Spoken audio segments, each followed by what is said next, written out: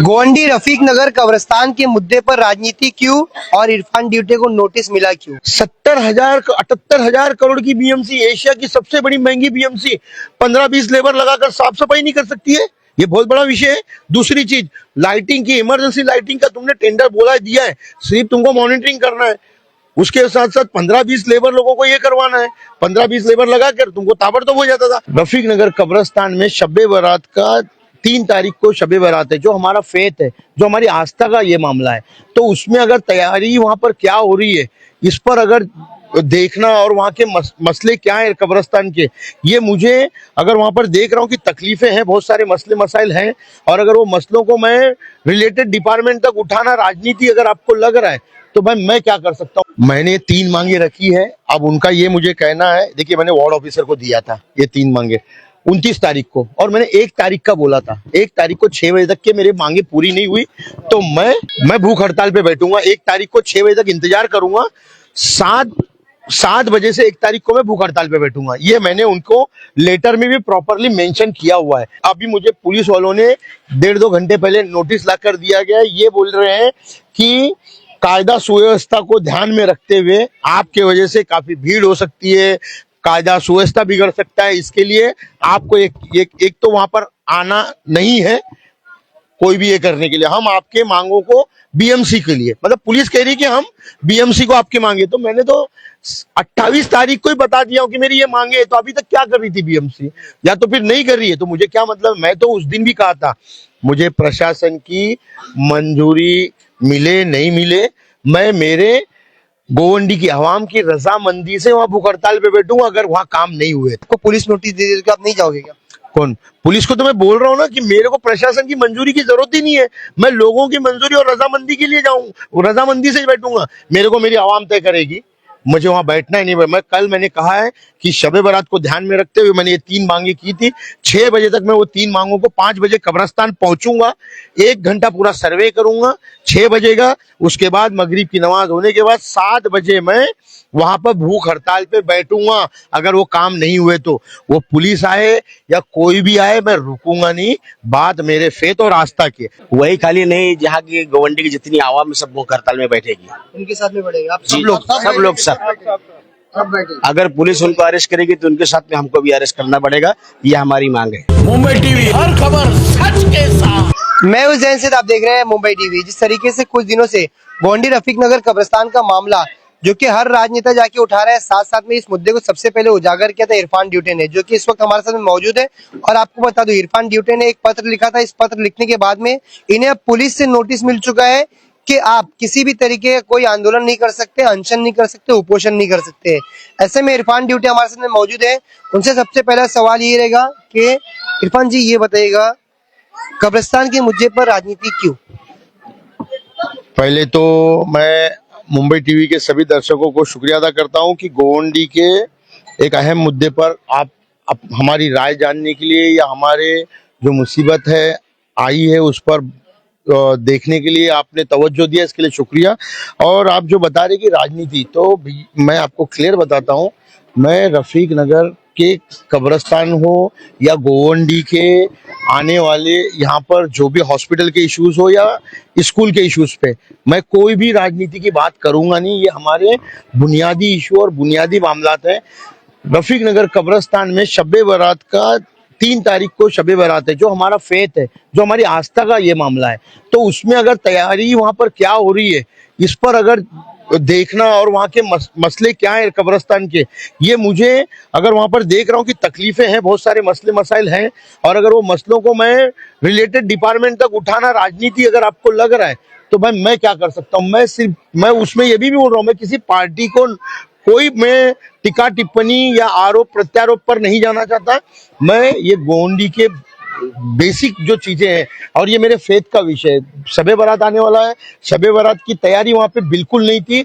वहां पे फावड़े घमेले नहीं थे। वहां के कब्र खोदू ने वीडियो डाला था, उस वीडियो को देखते हुए जब वहां पे मैं कब्रिस्तान पहुंचा, तो कब्रिस्तान के अंदर हम लोग वहां घमेले और फावड़े लेके आके दिए, और बाकी की भी जब सब चीजें देखे, 4-5 दिन में शब-ए बारात आने वाली है, और वहां पे ना साफ सफाई थी, घास बड़े हुए थे, कुछ नहीं था। फिर उसके साथ साथ मैंने बीएमसी से एक चीज कहा था कि भाई हमारे 3 मांगे हैं, जो बेसिक मांगे हैं, कि वहां बारीकी से साफ सफाई की जाए, वहां पर इमरजेंसी में आप कैसे भी करके एक बड़ा वजूखाना बनाए। जैसे कि देखिए गणेश उत्सव आता है तो बीएमसी कितना एक्टिव होकर अपने पावर का यूज करते हुए छोटे छोटे तालाब बनाती है गणेश विसर्जन को।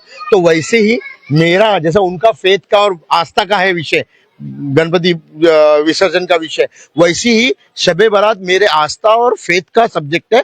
और वहां पे 5 लाख लोगों की कम से कम गैदरिंग होती है और वो 5 लाख लोगों की गैदरिंग के लिए ध्यान में रखते हुए हम चाहते हैं कि कैसे भी करके वहां एक बड़ा वजूखाना इमरजेंसी तौर पर आप करके दे सकते थे। और दूसरी चीज लाइटिंग की मांग, ये 3 मांगे थी, कोई बहुत बड़ा मैंने मतलब बीएमसी के ऊपर पहाड़ नहीं तोड़ दिया था। कम दिनों में कैसे हो पाएगा जो आपकी ऐसे मांग है, कम दिनों में कैसे करेंगे? 10-15 ले, अरे आप एक बात बताइए, 78,000 करोड़ की बीएमसी, एशिया की सबसे बड़ी महंगी बीएमसी, 15-20 लेबर लगाकर साफ सफाई नहीं कर सकती है?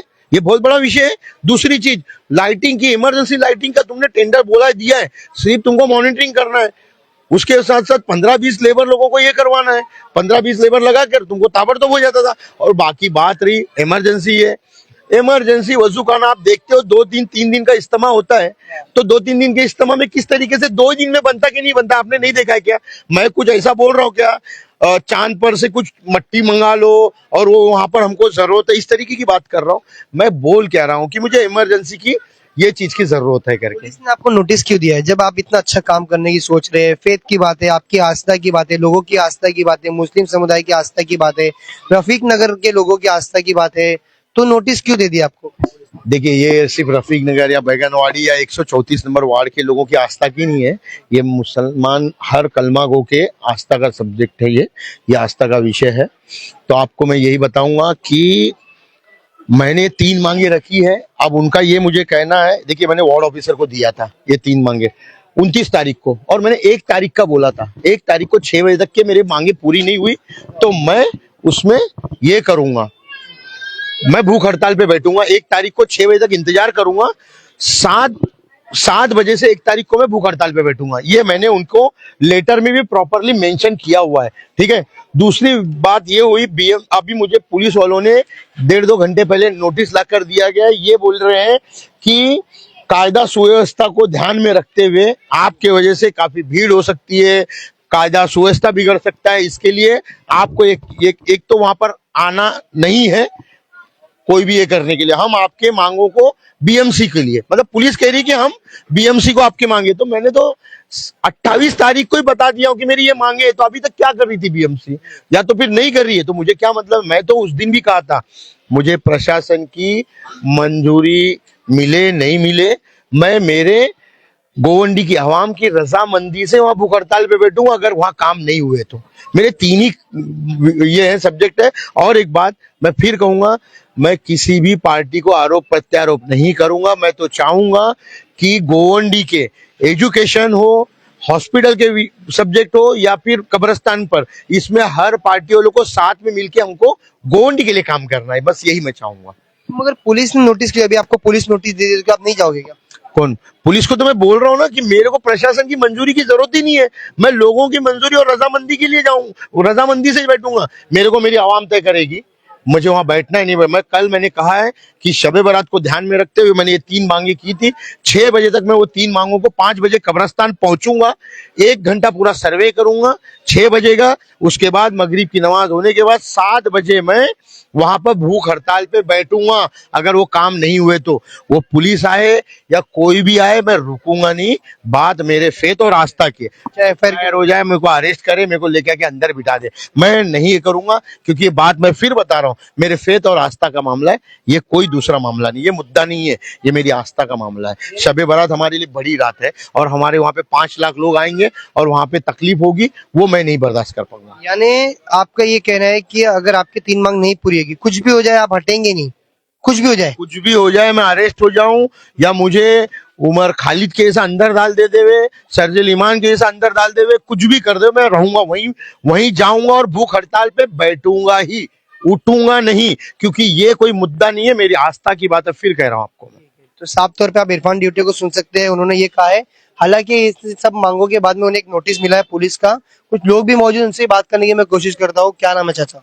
मोहम्मद यूसुफ। कब से रहता है अभी तक? मैं इधर रहता हूँ सन 1974 से। 1974 से आप रहते हैं। कब्रिस्तान की क्या हालत है? कब्रिस्तान की हालत बहुत बिगड़ी हुई है, कोई साफ सफाई का मसला नहीं है उधर, एकदम बिल्कुल साफ सफाई नहीं है। साफ सफाई सबसे ज्यादा जरूरी है। अभी तक कोई साफ सफाई वगैरह नहीं है, तो क्या लगता है साफ सफाई हो जाएगी आपको 2-3 दिन में? इंशाल्लाह कोशिश होगी तो हो जाएगी, कोशिश करेंगे बीएमसी वाले तो हो जाएगी। हाँ। क्या नाम है आपका? मेरा अब्दुल मतीन नाम। कब से रहते हो? यहाँ पे मैं करीब 30 साल हो गया। क्या कुछ ऐसी आप लोगों को कब्रिस्तान से दिक्कतें हैं? जिस तरीके से इरफान ड्यूटे जी ने एक मुद्दा उठाया, 3 बात ऐसी रखी है, क्या लगता है? तो कब्रिस्तान का जो हालात बहुत खराब है, साफ सफाई नहीं है, दीवारें टूट गई हैं। कभी ऐसा लगता है कि बच्चों को दफनाए, अगर दीवार टूट गई तो बच्चे को भी, कुत्ता भी कभी चले जा सकता है। कभी कभी दीवार वहां के टूट गई है, बच्चों को ऊपर डाल देते हैं, और कभी दीवार टूट गई, कोई कुत्ता आया लेके चला गया तो गलत बात है ना। तो वहाँ साफ सफाई है, दीवार है, लेटरिन का है, या बीएमसी नहीं मालूम कि सभी कदर की रात आने वाली, तो वहां से पहले से इंतजाम करके रखे। भाई करना चाहिए ना, बीएमसी के बीएमसी के अंदर अंडरटेकिंग है, तुमको करना चाहिए चीज।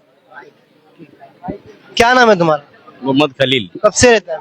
मुझे हो गए 20 साल यहाँ पे रहते। अच्छा, जो रफीक नगर कब्रिस्तान है, संभालने वाले भी मुसलमान है, कमेटी भी मुसलमान की है, ये सब तमाम दिक्कतें क्यों आ रही, क्या लगता है आपको? ये हमारे बीएमसी की सब लापरवाही से होता है, और हमारी इरफान ड्यूटे साहब ने इस बार बहुत कोशिश कर रहे हैं। इंशाल्लाह ताला अगर मांगे पूरी नहीं होंगी तो वही खाली नहीं, जहाँ की गवंडी की जितनी आवाम सब भूख हड़ताल में बैठेगी। उनके साथ में बढ़ेगा आप जी, सब लोग अगर पुलिस उनको अरेस्ट करेगी तो उनके साथ में हमको भी अरेस्ट करना पड़ेगा, ये हमारी मांग है। मतलब आप लोग शिवाजी नगर पुलिस भर दोगे लोग? जी जी जी जी, सारी गवंडी की आवाम उनके साथ में है। साफ तौर पे आप लोगों को सुन सकते हैं, जिसमें साफ तौर पे ये कहा जा रहा है कि ये जितने तमाम लोग मेरे आपको आगे पीछे दिख रहे हैं, इनका यही कहना है कि अगर इरफान ड्यूटे जी की मांग नहीं पूरी होगी तो ये खुद इनके साथ में जाके वहां पर अनशन पे बैठेंगे, भूख हड़ताल पे बैठेंगे।